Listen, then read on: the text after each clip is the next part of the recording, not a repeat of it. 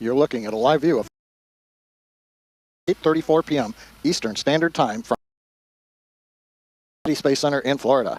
Thanks for logging in for the SpainSat NG I mission, SpaceX's 13th mission of the year. I'm John Innsbrucker, and I'm the Principal Integration Engineer for Falcon here at SpaceX in Hawthorne, California. Today we are launching the SpainSat NG I satellite to a geostationary transfer orbit on behalf of our customer, Hisdesat. Hisdesat is a government satellite operator and services provider operating secure communication satellites, synthetic aperture Earth observation satellites, and maritime monitoring. Hisdesat has provided Earth observation services with radar technology through the PATH satellite, which SpaceX launched on a Falcon 9 back in 2018. SpainSat NG is a new program developed by Hisdesat to improve the secure satellite communications and defense capabilities of the Spanish government, its allies, and international organizations, including the European Union's GovSatcom and NATO. SpainSat will cover an extensive area that ranges from the United States and South America to the Middle East, Africa, and Europe, reaching as far as Singapore. Now we're currently at T-minus 11 minutes 25 seconds and counting. We're looking good for an on-time liftoff. However, if for any reason we are unable to launch today, a backup opportunity is available tomorrow at the same time. But the good news is Falcon 9 is healthy, the range is ready to support, the weather's been good all day and continues to look outstanding. We're not tracking any concerns for launch in just over 11 minutes. And with that, let's... Buenas, nos volvemos a encontrar con otro lanzamiento.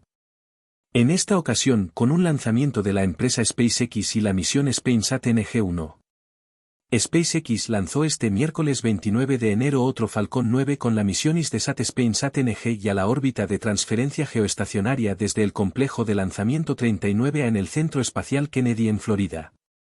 La ventana de 2 horas se abrió a las 8:34 de la tarde. Si es necesario, había una oportunidad de respaldo disponible el jueves 30 de enero a la misma hora. Pero antes de continuar conozcamos más del lanzamiento. La empresa Hisdesat son quienes poseen el programa SpainSat NG I. Hisdesat Servicios Estratégicos S.A.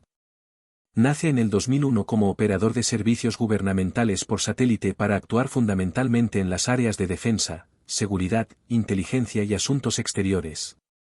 Desde el año 2005 proporcionan servicios de comunicaciones seguras por satélite a organismos gubernamentales de distintos países y desde septiembre de 2018 ofrecen también servicios de observación de la Tierra, tecnología radar. En esta oferta de servicios figuran las capacidades de información del tráfico marítimo por satélite (NICE). Hisdesat se constituye como proveedor internacional de servicios de comunicaciones por satélite en banda X y banda K para aplicaciones tanto militares como gubernamentales. SpainSat NG es un programa español de satélites de comunicaciones destinado a desarrollar satélites de nueva generación para cubrir las necesidades de comunicaciones seguras gubernamentales y militares de España. La dirección industrial del programa corre a cargo de un consorcio de 4 contratistas formado por Airbus Defence and Space y Thales Alenia Space en España y Francia. También participarán otras empresas del sector espacial español como Acorde, Anteral, Arquimea, Crisa, GMV, Iberespacio, Indra, Inventia, Señer y Tecnobit. La participación pública incluye al Ministerio de Defensa, el Ministerio de Industria, Comercio y Turismo, el CDTI, el INTA y la ESA. El operador será Hisdesat. El programa SpainSat NG comprende 2 satélites, el SpainSat NG I y el SpainSat NG II, los cuales estarán situados en órbita geoestacionaria y operarán en banda X, banda K militar y UHF. Dichos satélites se basarán en la plataforma Eurostar Neo, el nuevo producto satelital de telecomunicaciones geoestacionario de Airbus. Esta plataforma constituye una significativa evolución de la fiable plataforma Eurostar. Las cargas útiles de comunicación de ambos satélites serán proporcionadas por la industria española, siendo Airbus en España el responsable de la carga útil de banda X y Thales Alenia Space en España el responsable de las cargas útiles de las bandas K y UHF. Los satélites dispondrán de protección contra interferencias, así como de la capacidad de geolocalizar con precisión el origen de las mismas, y probablemente también dispondrán de protección contra explosiones nucleares a gran altura, (NANE). El primer satélite, el SpainSat NG, se lanzará en enero de 2025 y ocupará la posición GEO-29, reemplazando al satélite Star-Eur. El segundo, el SpainSat NG II, se lanzará también en 2025 y ocupará la posición GEO-30, reemplazando al satélite SpainSat. Los satélites SpainSat NG tendrán una vida útil operativa de 15 años, permaneciendo en servicio hasta 2040. En ambos lanzamientos se empleará un cohete Falcon 9 de SpaceX. Antes de continuar con el lanzamiento, veamos algunas novedades del mundo espacial y la ciencia. ¿El tiempo se agota? El Boletín de Científicos Atómicos adelantó su famoso reloj, que mide lo cerca que estamos de una catástrofe global. Dicen que este riesgo nuclear crece con las tensiones entre potencias, el cambio climático acelera sus efectos y la inteligencia artificial plantea nuevos peligros. Desde 1947, este reloj alerta sobre amenazas creadas por el hombre.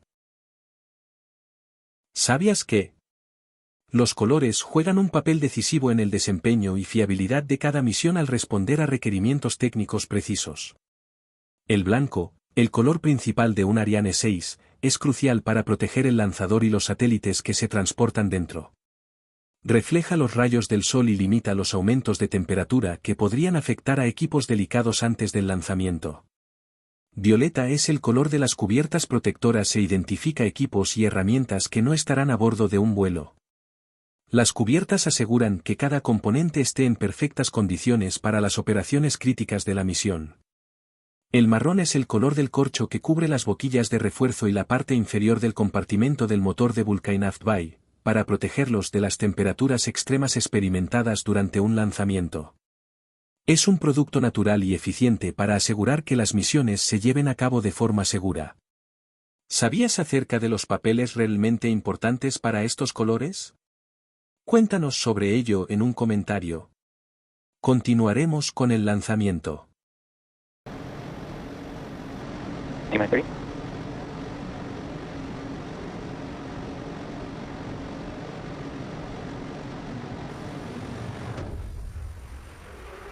T-minus 10, 9, 8, 7, 6, 5, 4, 3, 2, 1, ignition, liftoff.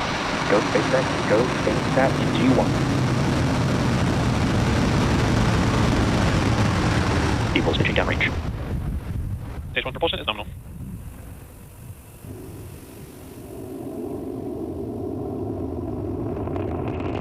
T plus 30 seconds, Falcon 9 has successfully lifted off from Complex 39A at Kennedy Space Center. We can hear the characteristic rumble as the first stage heads into space. We're throttling down right now in preparation for max Q. Good call out, power telemetry nominal, reports avionics. Falcon 9 is supersonic. And we have throttled back up to power.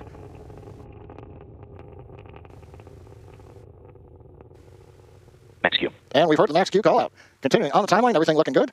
The rocket typically will need to go 17,000 miles per hour horizontally in order to get into orbit and avoid being pulled back down to Earth. To help go from vertical to horizontal, the first stage performed a pitch kick just after liftoff, about 10 seconds into flight, or what's also known as a gravity turn. The engines gimbal a small amount and that slowly turns the first stage from going straight up to going horizontal with the help of gravity, and eventually we will be roughly horizontal to Earth as we achieve orbit. Now you can track the progress to orbit by keeping an eye on the left side of your display. That's showing the first stage velocity and altitude, and it will have displays for the second stage as we get past stage separation. Now we're going to have coming up in about 30 seconds the start of the typical 3 quick events. Main engine cutoff, or MECO, you'll hear the call out. We'll shut down the 9 Merlin engines on the first stage. The pneumatic system, the stage separation pushers, will then push the first stage away from the second stage for stage separation, and the MVAC-D engine will ignite, and then fairing separation. For now, let's listen and watch for the events. Main engine cutoff. Stage separation confirmed. And back ignition.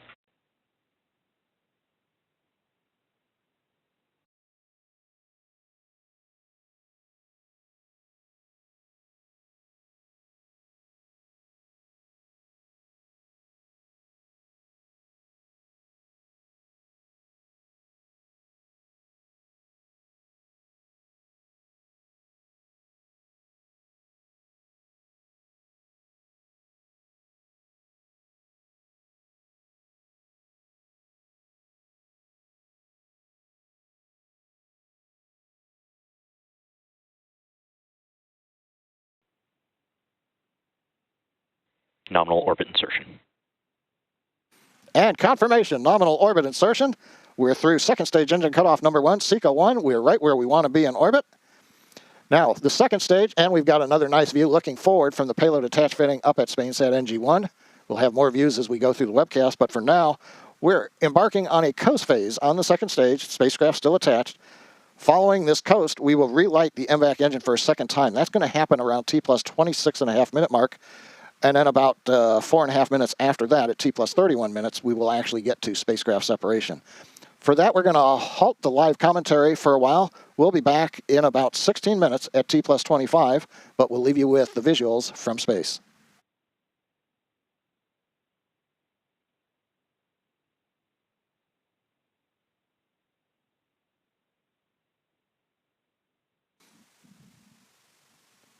Ignition of the MVAC-D engine.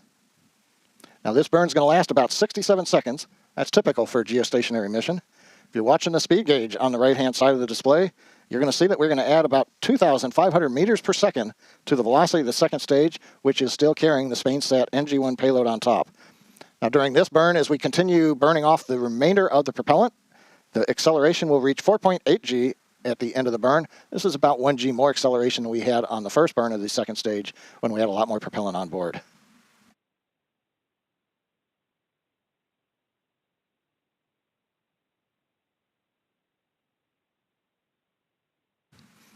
Engine now throttling down, decreasing the loads on the spacecraft as we're coming up, and we have SECO 2.